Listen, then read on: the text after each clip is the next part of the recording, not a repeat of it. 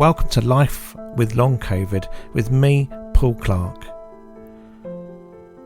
It's estimated that around 400 million people are suffering from the effects of what is now called Long COVID globally. There are probably many more people suffering but not able to articulate what is wrong with them. This podcast was started for one reason and one reason only: that those suffering will not feel like they're on their own. Hello and welcome to Life with Long COVID. My name is Paul Clark. I'm the host, and this podcast is for anybody who is suffering with long COVID or a chronic illness, or somebody perhaps that is caring for somebody with the same. And if it's your first time here, welcome. And if you're a regular, also welcome. I'm joined today by my wife, Rachel Clark. Hi.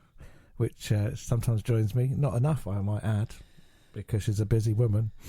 But I love it when Rachel joins, because you also get like a carer's partner's perspective on things as well. And we often manage to delve into things that we wouldn't normally do. So it's really good to have you join in on these episodes, Rachel. Thanks. Especially when I'm feeling a bit foggy brain, which I am today. Okay. So if I seize up and don't say anything, just keep it going. I will. Tell a few jokes. Okay. That kind of thing. Okay. Recently, I want to have a bit of a rant on today's episode, because I don't normally rant about things, but I'm so fed up with this flu cold epidemic. I got a cold. I wrote about this in my blog, which you can read. But I got a cold last week, and it was a cold. It was just a sniffle and everything like that. But of course, it's wiped me out. Now for about a week and a half and still counting. And I've no idea why. I've got an idea why, because it affects chronic illness in a way that wouldn't normally. But it's so frustrating just to feel ill every day, like extra ill, if you know what I mean. Yeah, above what you normally feel. Yeah, Yeah, absolutely. So, and you just want to, it's that part of things that you think, well, can it just go, because it's hard enough anyway without that extra layer of complexity. And it's also meant haven't slept as well as I could have done, and because I've been all congested and all that stuff. I'm not asking for anyone to feel sorry for me, but I am kind of thought it'd be nice to delve into regular illnesses, because when you've got a chronic illness, you'll pick up regular illnesses the same as anybody else. I don't feel like my immune system's probably any more compromised than it would have been otherwise. It might be, I don't know, but I seem to pick up colds and stuff just like anybody else. But of course, it affects me in a different way. I get extra fatigue, and I'm trying to do things that the few things that I could do, I can't do that. So it's like a doubling down on stuff you can't do, and it's really annoying. So that's what I want to rant about. And do you have a bit of the fear factor, like, because that flu going round, the new flu? Did you not have your flu? You didn't take a flu jab, I don't know whether to have one or not, Rachel. Because you're worried, yeah. I'm kind of worried, because I get messages every few months. I'll get a message from someone saying jabs are evil, the flu jab will make you worse. I had the flu jab, or I had the COVID jab, and it's made my symptoms worse. And like, the majority of people, I think, get it and it helps, but it's always in the back of my mind. So I think, well, what if I have the flu jab and have a reaction to the flu jab, and then I feel it make it even worse? Well, I think the flu jab's really different, because that's been going on for decades. I've had flu jabs for decades, and so it's well researched that it does really help you. What you're saying is I should get it, right? Yeah. Maybe you should have got it back in September or whatever, when they first came out. Anyway, I'm thinking about getting the flu jab now. I'm thinking about going to get one. But not just before Christmas, right? But while I've still got a cold, it probably isn't advisable, is it? No. But you're right. Like, flu is a viral thing. That's what it's got in similarity with COVID. And I worry that if this is flu, and it might be, I've had a temperature and stuff. If it is flu, then how will that adversely affect my long COVID, if at all? And I think the worry is the worst bit, because, normally you just rest up after flu and you'd be all right. But I've got this extra worry that I won't be all right. Because you've had COVID and most people just got over that, but you've, and like most of our listeners, have never got over that. So I can understand that if you have a similar illness, it's going to make you feel scared. Recovery time is messed up. Yeah. And I'm definitely better on the cold front, but I still feel awful. So I'm crossing my fingers and touching bits of wood and doing whatever people do and praying that it'll all go. Yeah. But before Christmas, because that brings us on to Christmas. And another thing I've written about recently is kind of looking forward to Christmas, but not, if you know what I mean. It's already started in a way because I've got my routine that I do every day, and the routine is that everybody's out of work or at college or at school, and I do stuff in the house and I do my writing. That's already going out the window today because people are at home instead of going out. It's your fault, Rachel. And I'm off to my Christmas party. Fault. Yeah, you are. and like what more than anything during holiday times and seasonal times is that you can't execute the plans that you did before. So, and my plan during the day is a very careful balance of energy levels. Rest a bit. I know what I'm going to do. And then we're going to rest. Can't do that during the seasonal period because A, you want to spend lots of time with your family, and B, you have to kind of do it on the fly. So I'm kind of looking forward to Christmas, but I'm not looking forward to the fallout of it and being exhausted. That's the thing. So in one of my previous episodes, I talked about maybe reserving more energy this year. I don't know if you've noticed, but I have tried to reserve more energy. Yeah. I'm not getting so blinged into Christmas this year early. No. So my plan this year is to take it easy until Christmas Day. Okay. And then maybe try to be fully in harness Christmas Day and Boxing Day and like reserve energy for that part. For family and stuff. Rather than, like you know what it's like. It's everything rushes up. Yeah. And it is a little bit different than when our kids were little because, you know, you have like nativity plays and... Yeah, that's true. And stuff like that, and we haven't really got a lot of that. Thank goodness. No. Yeah. So that's I really don't want to good. sit through any more of the children's nativity plays. I really enjoyed them. Yeah, quality productions. So, yeah. But, yeah, it does. It's an extra layer of complexity, isn't it, when you've got primary school children. I mean, what about from your perspective, Rachel, like seasonal times? It is really different because your old job was very Christmas orientated.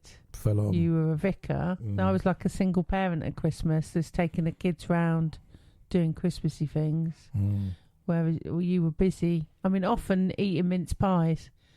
I really like. I mean, you had fun. You were like invited to every party in the village, really. And I did eat a lot of mince pies. Yeah, homemade and shop bought, and yeah, you could taste all the different varieties. At one point, I had a league table of mince pies, and how good they were. But what I'm saying is, actually, having you home is really nice. I mean, obviously, the circumstances, the reasons why you're home. So for you, even with reduced energy, any time that I'm here is a win in that way. Yeah, even if you're just at home in the lounge, like on your laptop doing an article or something. Yeah, at least you're home, and that's really nice. I think Christmas is about being together, isn't it? Connection with your family, and yeah, giving out to other people. We saw a programme about a Tudor Christmas, and it used to start on Christmas Day and end on the 6th of January, and I think it looked exhausting. We should do that. I mean, they drank and ate a lot. It looked exhausting. But I think we could do a sort of calm chronic illness version where without the mead. Oh no, I think we should have the mead. Fancy a bit of mead. Yeah. But I think, you know, have a day off, then visit family. And that's how I've sort of planned it. So we have a rest day and then doing something day and a rest day. Yeah, and that's an important point actually when you're thinking about chronic illness, is you plan it in and we plan it in so that whereas at one time we would have to fit everything into a short space of time, but now we have to plan in a rest day in between. Yeah. So that I can recover. And we have teenagers and they're very up for the rest day.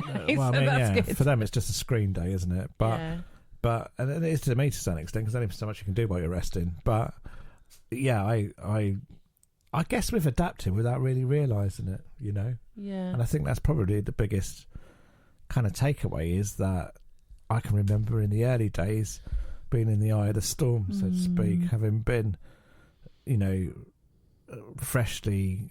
not freshly, but having first got long COVID, and in those first Christmases, I was dreading it. You know, I didn't. Everything was an absolute drain on my energy. I wanted to spend time with my family, but I also wanted to sleep and rest, and the whole kind of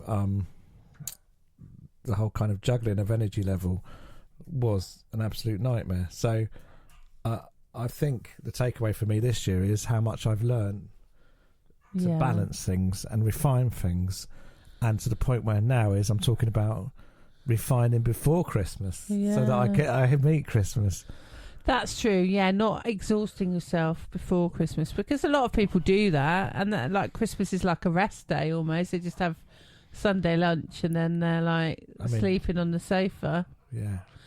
And a lot of it is parties before Christmas, work parties, school parties, and stuff like that. Then they collapse. Lots of events are on, aren't they? Pre-Christmas starts in November. Really, I mean, you could do something every weekend from November to December.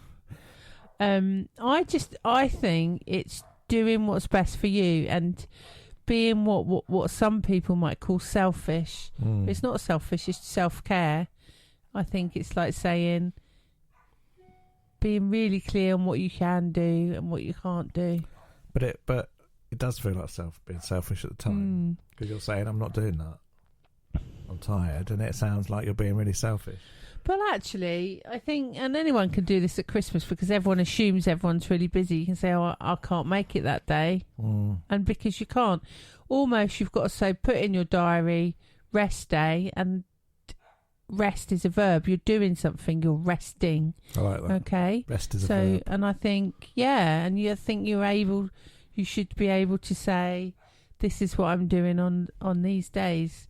Of course, seeing family and friends and people that are important to you is important, but you only have to meet them for half an hour or an hour. Yeah. Do you know what I mean? You do not have to spend the whole day with them. And if all you can do is a video call, if they truly love you, then they'll accept that. They'll accept your limitations. I'm finding that short, intense meetups, conversations with family, wider family and friends, is so much better than trying to hang in there for a few hours and getting tired and then worried about the fact that I've got to exit nicely from that. Yeah. Whereas I think nowadays I have an hour's focused conversation with someone. Yeah, because it used to be, didn't it, that you'd have small talk, you catch up, all the niceties, and then you get into a nice conversation and 3 hours are gone. Oh, it's lovely. And you can't do that now. You've just got to go straight in with the deep. Like, well, what are we doing? Like, come on. Here's your coffee. Yeah. What are we talking about? Let's talk about it. And you have to get into it quick. Yeah, really quick. Because I know. Which I'm really good at, because I hate small talk. Well, it's your job as well. Like you have to have a focus. As a therapist, you have to have a focused 50 minutes with somebody. Yeah, that's true. You ain't got time for small talk, have you? I mean, you have, but it's a waste of time in that respect. So, yeah, I think I'm learning to do that. I've done that recently where, and I don't necessarily think they always understand that. Why has he got to go so soon? But the fact is, I know that I've made the most of that time to connect with them and have a meaningful conversation, rather than spend an hour talking about weather and then going, anyway, see you later. Yeah. And it's not being unfriendly, but like if someone says, "Oh, shall we meet up for coffee?" Make sure you really do want to meet up with coffee with that person. Being polite, you mean? Yeah, don't. Yeah. I think if you've got a chronic illness, you don't need to be polite. Yeah, but the people you want to see, the people that you love, the people that give you sort of a different kind of energy. Yeah. Yeah, they're not just draining you, but they give you something as well. And you want to see them, and actually, if you get up that morning and think I can't do this, they are generally the ones that understand more, and will think, oh no, it's fair enough. He's not doing this because he's trying to annoy me. He's genuinely can't make it. So they're just as sad as you are. Yeah. You can't catch up, so to speak. And it's so difficult. And like, I do realise that anyone listening to this might not be at this stage. I've been on this journey for a few years now. You might have only recently developed long COVID or been aware of it. And I can remember being frustrated and upset and annoyed and just overwhelmingly exhausted all Christmas. Might still happen, but I'm much better at managing energy levels at the moment in order to do it. So yeah. And a good example of that is there's something I want to do with my teenage kids tonight. We want to watch a boxing match, and it's in America, and it's 1:00 in the morning, right? I would not have been able to do that a few years ago because that would have wiped me out 3 days because of being up at 1 in the morning. But I know now how to manage it, so I'll sleep today. I'll sleep in a bit tomorrow morning. I'll probably have another rest later on. Like, I'll stagger my time before and afterwards. So it will still cost me a couple of days of planning and staggering of things, but I can do it. That means I can spend that time with them. Whereas before, spending time with them, doing something that they like, is really hard. Yeah. If it's outside the norm. Yeah. So I think Christmas is... And also, it's just really obvious things like not hosting Christmas, isn't it? Yeah. Because we could host Christmas, but we've decided just our kids are coming round this time. they? Yeah, and visit because others. it's too much. Because our kids know that they can talk to their dad, but that he might fall asleep, and that's okay. It's a bit more awkward with extended family. yeah, it's just a bit. And some friends, but some friends would be all right with that as well. Some family would be fine with it, and I have fallen asleep at family before. Yeah, and that's fine. But yeah, you're right. It's just managing expectations. But as long as I know what I'm going to be doing, I can plan for that. Definitely, I can plan for that. So look, this is the last episode before Christmas. I'm not going to record one next week because of the celebrations and stuff, but we'll be back the week after, or me and Rachel, I'm not sure what. But I just want to take the opportunity to say it's been I think this is the second Christmas now of doing this podcast at Christmas time, and it's been quite a journey. I was reflecting a month ago on my 50th episode, which in podcast world is not a lot. Like, people do hundreds of episodes. For me, this is a massive achievement. Yeah, definitely. I've managed to get the energy levels to record 50 episodes of my podcast. And there's been times you haven't done it, hasn't there? Oh, there's been times, gaps. when I haven't been able to. Yeah. So I'm just so chuffed with you, my listener, that you have taken the time to download and listen to however many episodes you've listened to, for the people that read my articles, for the people that write to me and say that it genuinely helps them. It gives me such a boost to know that I can help other people through this horrible, horrible thing, this life-changing illness. At the very least, these episodes, the writing that I do might help somebody. So, and it helps people and it helps me, is my point. It's got me through this illness, being able to do this.